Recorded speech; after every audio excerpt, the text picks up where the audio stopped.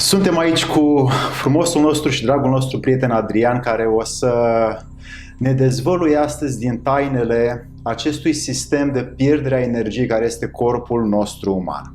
Adrian Cranta și-a făcut temele în ultimii ani și a desăvârșit munca să afle ceea ce noi încă suntem pe drumul să căutăm să ne cunoaștem pe noi înșine, să ne știm trupul, să ne știm mintea, să ne știm inima, organele vitale și tot fluxul de energie pe care noi circulăm.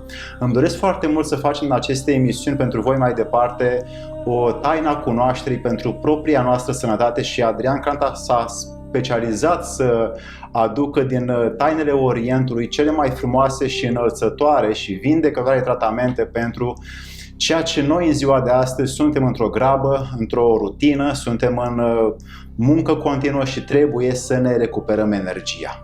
Pierderea echilibrului intern este cam peste tot. O vedem că din ce în ce mai epuizați ajungem și ce îmi doresc în această emisiune cu Adrian este să reușim să aducem metodele prin care să nu mai pierdem energie interioară. Pierderea echilibrului intern știm foarte bine că duce la boală, duce la deznădejde, duce la tristețe, duce la depresie, duce la a nu mai avea rezultate în viață. Și Adrian a căutat metode, a căutat modalități prin care să ne aducă nouă cele mai utile instrumente, atât pe cale nutrițională, cât și pe cale terapeutică, cât și pe cale a raționamentului și a căii noastre emoționale. Adrian, bine te-am găsit în această emisiune. Și eu bine v-am găsit pe toți. Și îți doresc să continui mai departe în fiecare zi a vieții tale să ne aduci lumină, vindecare și sănătate.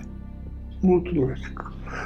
Subiectul cu care vin este un subiect mult așteptat de foarte multă lume, și anume cum pierdem energie, cum câștigăm energie, ce tip de energie avem nevoie, de ce tip de energie. Noi suntem un sistem electric.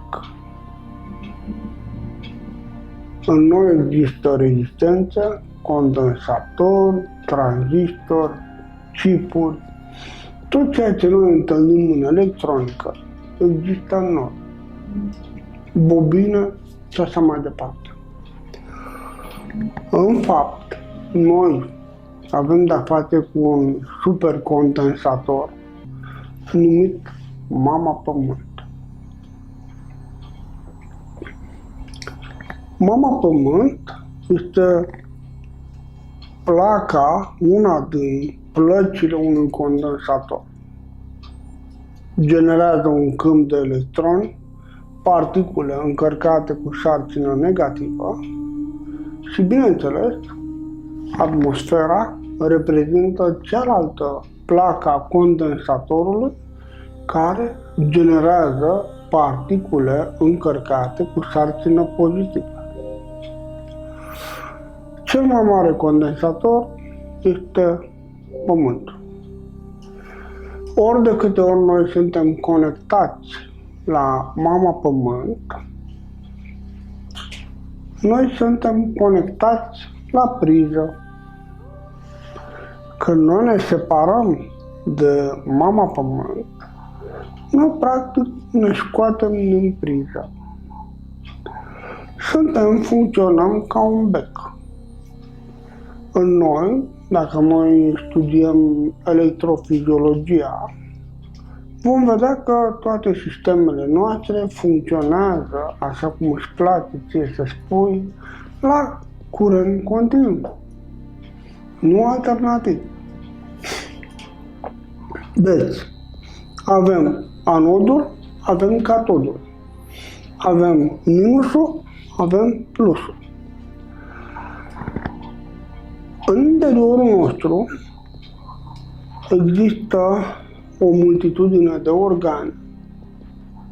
Există ceea ce noi numim diafragme.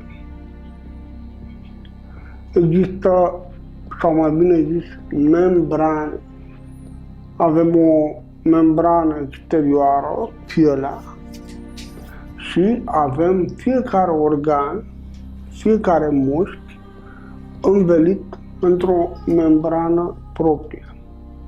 Unele membrane sunt specializate, în sensul că, dacă vorbim de inimă, inima este învelită într-o membrană numită pericard.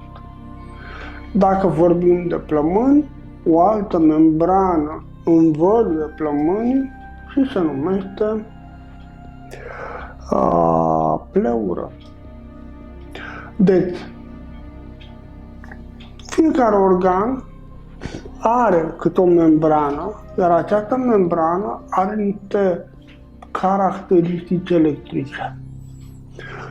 La nivelul creierului este o antenă omnidirecțională și creierul la rândul lui este învelit în 3 straturi de membrană: pia mater, cea mai intimă cu creierul, arachnoida și dura mater.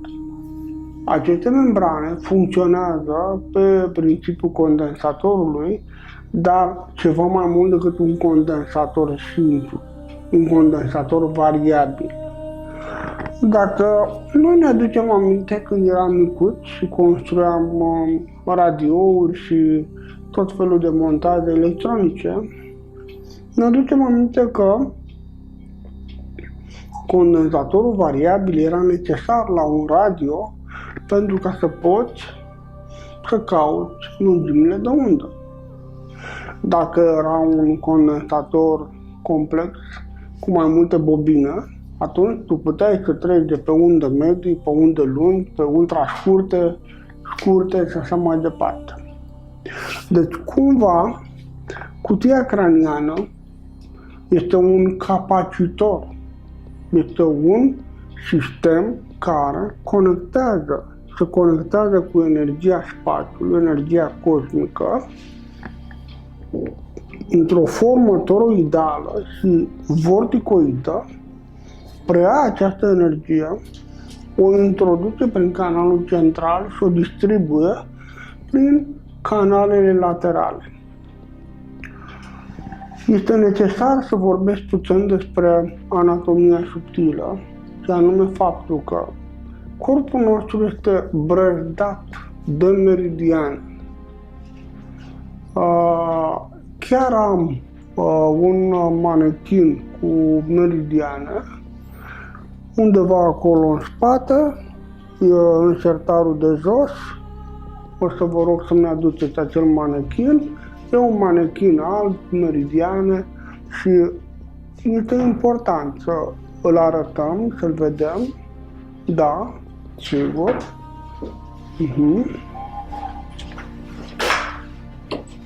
Mulțumesc. Iată, avem aici corpul uman. Seamănă cu un cablaj pe care noi lucrăm diverse scheme la electronică. Este interesant că corpul este traversat de meridiane care se situează între cer și pământ. Avem meridiane yang, care patronează organele yin, și meridiane yin, care patronează organele yang. Când există curgere, atunci noi suntem mereu încărcați. Dar dacă există blocaje sau prea plin sau prea gol, atunci cumva meridianul nu mai are această stare de flow, de curgere, și începem să avem probleme. Aici vreau să ajung exact în acest moment în care apar bolile, apar problemele, apar dificultățile fizice. Ei bine, ne pierdem energia pe multe lucruri inutile și devenim incapabili să mai avem rezultate. Cum am putea să rămânem conectați la Mama Pământ, la Mama Gaia, la meridianele noastre să fie încărcate și cum ne putem alimenta din energia care ar trebui să curgă prin noi? Păi, există o vorbă în popor care zice așa: dacă vrei să primești, de la cineva mai puternic decât tine ceva, trebuie cumva să te unești, să te conectezi cu el. Ca să ne conectăm cu natura, cu mama natura, noi avem nevoie să ne aliniem la acest ciclu circadian. În primul rând, noi nu suntem prădători, adică cel puțin prădători de noapte, cum ar fi bumnița și diverse feline care vânează noaptea.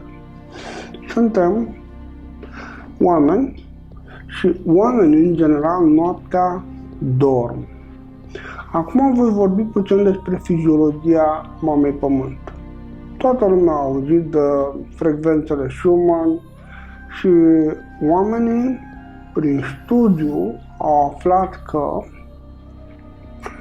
în perioada de zi, 9 straturi, dintre care 5 esențiale, structurează atmosfera Pământului.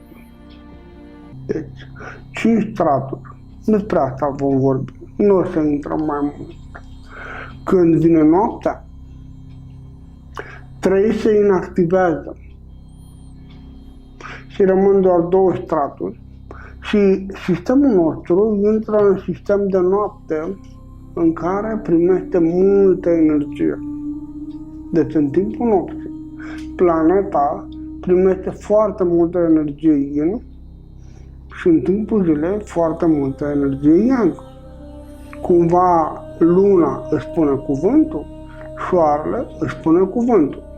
Deci, pentru ca noi să avem energie, este important, în primul rând, să vedem în ce situație suntem. Adică să ne măsurăm. Există o întreagă tehnologie în domeniul ăsta. La care tu ai accesul? Am, voi avea, sigur, dar principiul meu de bază este că tot ce se poate măsura, se poate controla. Deci dacă un om vine la tine și tu îi arăți situația în care este, uite, meridianele tale mai au 20% din potențial. Pentru ca tu să începi să miști, să fii așa la linia de supraviețuire, ar trebui măcar să ai 60%. Dintr-o dată rămâne un semn de întrebare acolo. Vine și vrea să-ți vadă aura.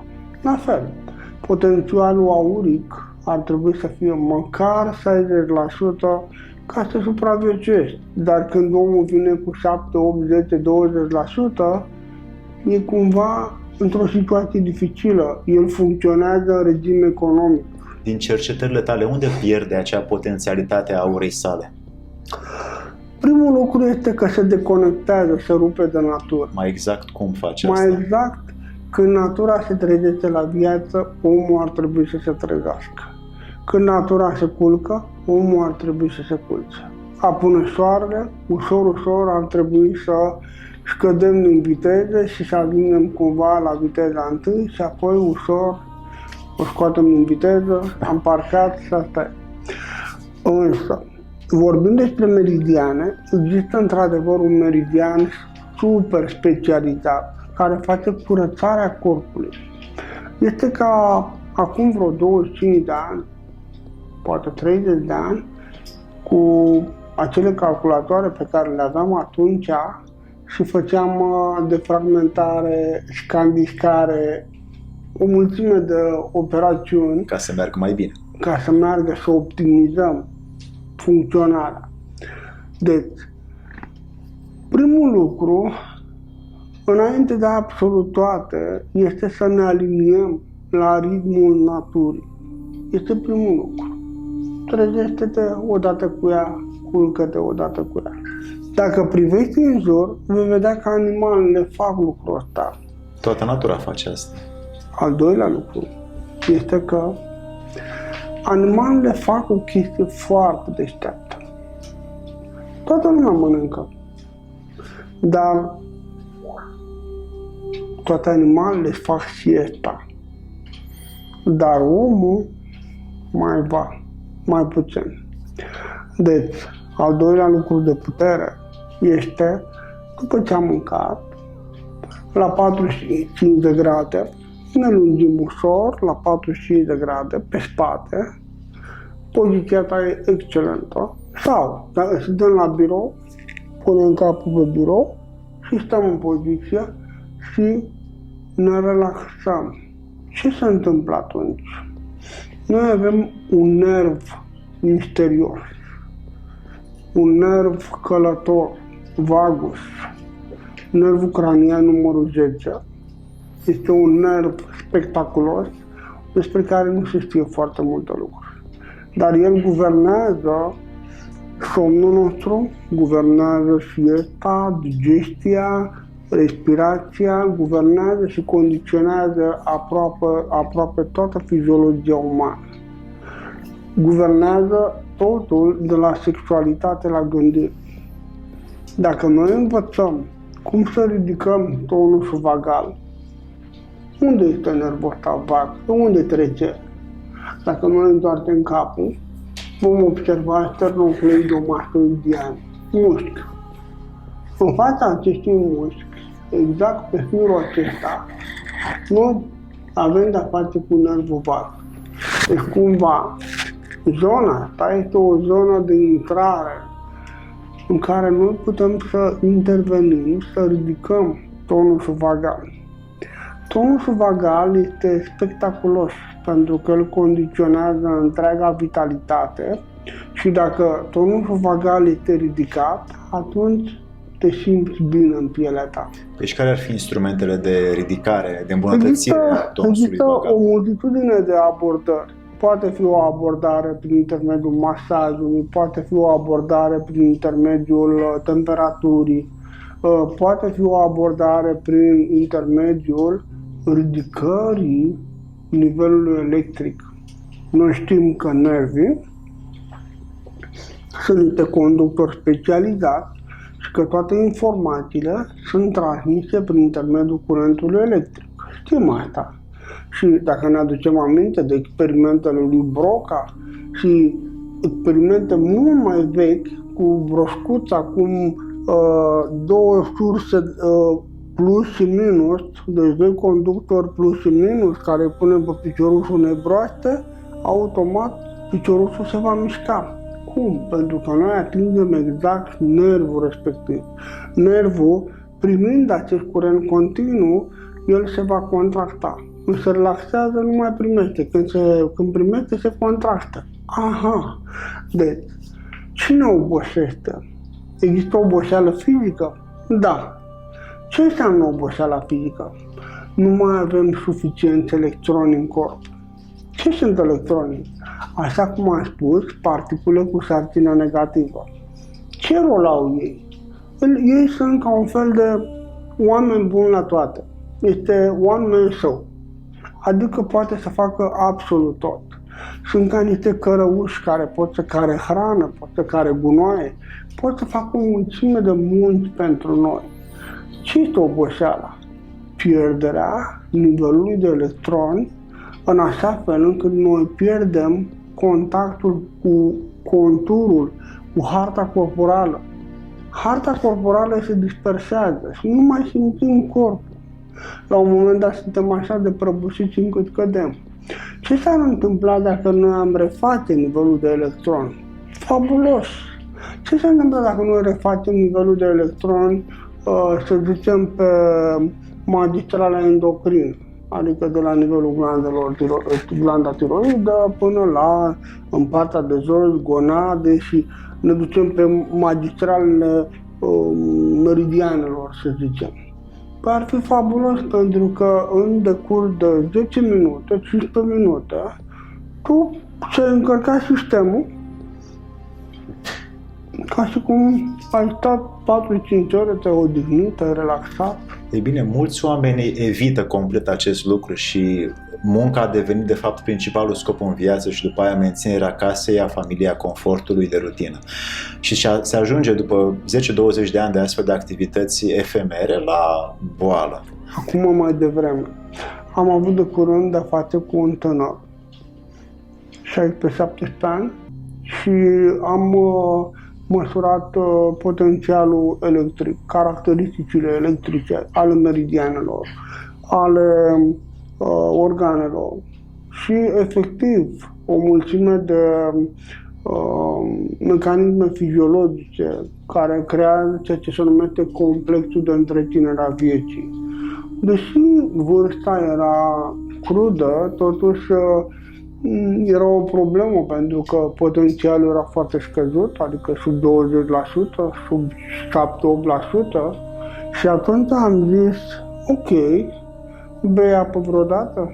Nu. Eu beau ceaiuri, beau sucuri, aha, bine. Mănânc ceva proaspăt, cu crudități, Nu. Dar apă de ce nu bei? Ruginesc? Aha, bine. Dar uite, situația ta acum este asta și eu am să-ți dau un remediu sonor. Este un program pe care sistemul face în momentul când evaluezi. Sistemul, în baza evaluării, creează un program de biorezonanță autonom care se poate pune pe un telefon și în momentul în care îi dau drumul, îi las 20 de minute să asculte programul respectiv și fac din nou măsurătoarea parametrilor electrici. E fabuloasă diferența. Deci se încarcă prin sunete. Viitorul va aduce în prim plan și anume noua tehnologie care a început acum vreo 80 de ani, dar la noi nu se știe mai nimic, și anume noua tehnologie privind optimizarea corpului uman, optimizarea gândirii, se va baza pe lumină și sunet. Tu, înainte de filmarea noastră, ai avut ocazia să experimentezi o asemenea tehnologie în care o mulțime de sunete se roteau în jurul tău și în tine, în corpul tău. Aveai senzația că totul se mișcă, din cauza asta te rugați să stai cu ochii închis ca să experimentezi pe de-a întregul această nouă variantă de sunete, de propagare a sunetelor. Și care m-au energizat. Și care au adus multă energie în corp. Reține, sunetul este frecvență, lumina este frecvență, dincolo de frecvență este energie. Deci, ce observăm? Că fiecare organ funcționează la o anumită frecvență. Practic, este ceea ce spunea Tesla, medicina viitorului va fi o medicină electrofiziologică. Electrofiziologică. Exact. Medicină electrofiziologică. Și anume vom folosi frecvențe, vom folosi tipare, matrice energoinformaționale care vor reoptimiza corpul nostru. Deci, oboseala este pierderea hărții corporale fizice, dacă e fizic. Dacă e emoțional, noi am pierdut harta emoțională a noastră. Dacă e mental, harta mentală a noastră. Dacă e spiritual, noi am pierdut această hartă. Ce facem noi? Mergem în pelerinat, mergem la munte, mergem la mare, dar indiferent ce facem, noi trebuie să ne reîntoarcem la natură. Adică, fă ce face ea. Uită-te la soare și ia-l ca profesor. Uită-te la lună și ia-o ca o profesoară. Uită-te la stele și vei învăța multe. Și soarele nu doarme niciodată. Așa e. Dar pentru noi lucrează în ture. Acum, câteva scurte, practice și utile remedii pentru încărcătura cu energie ca să nu mai ajungem, pentru cine vede această emisiune, la disfuncții fiziologice. Unul din remediile cele mai la îndemână, noi am vorbit foarte mult despre teoria membranelor, și anume teoria externă, medie și internă. Dar dacă noi discutăm despre teoria membranelor la nivel exterior, adică la nivel dermic, noi putem regla câmpul electric al acestei membrane și practic putem să facem să dispară aproape instant oboseala. Cum? Și în 3 zile poți să ajungi să te simți cum nu te simțeai măcar acum 20 de ani. Cum? E simplu. Pentru orice om care are o casă de baie acasă, și 15 lei, 20 de lei, să-ți cumpere niște sare Epsom, niște sare amară, 500 de grame la cadă, apă caldă. În momentul în care se cufundă în acea apă, toți parametrii electrici la primul nivel de putere se reglează. Sarea care intră prin piele. Sarea Epsom, sau mai bine zis sulfatul de magneziu, funcționează ca un regulator de electroliți. Influența magneziului în viața unui om e spectaculoasă. Începând de la RH, de exemplu, majoritatea dintre oameni, cam 80%, au RH pozitiv. Și de multe ori oamenii zic, ăsta pozitivul e bun, ălălaltul nu e bun. Nu, amândouă sunt bune, dar fiecare funcționează diferit. Noi, pentru noi, e important să înțelegem că RH pozitiv are la bază fierul, RH negativ are la bază magneziu. Și pentru majoritatea oamenilor, băile cu sulfat de magneziu sunt spectaculoase. Pentru cei care au duș și nu au cadă? Pentru ceilalți care nu au duș, este suficient să pună un lighean pentru picioare și pe scaun un lighean pentru mâini și efectiv stau și în 20 de minute se întâmplă lucruri extraordinare. Miraculoase. Toate acestea pentru mine au reprezentat studii într-o cercetare laborioasă pe care o duc înainte de mulți ani.